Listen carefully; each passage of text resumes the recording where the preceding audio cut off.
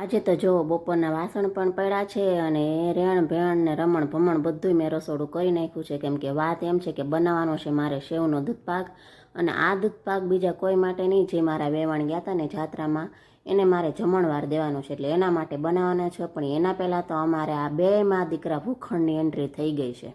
જુઓ તમે. અને એ તો પણ આવી ગયા છે. અને એ બે માં દીકરો ભૂખડ તો અમારે હતા જ, પણ આવા નવા બીજા બે માં દીકરી ભૂખડ આવી ગયા છે.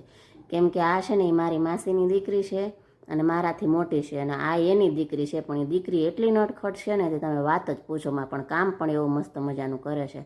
અને જો મેં પકોડાનો મસાલો બનાવી લીધો છે અને સાંજનું જમવાનું બધું રેડી થઈ ગયું છે. પૂરીનો લોટ પણ બંધાઈ ગયો છે, ઠંડો ઠંડો દૂધપાક પણ થઈ ગયો છે, અને વટાણા બટેકાનું શાક એકદમ તીખું અને તમતમતું બનાવી લીધું છે.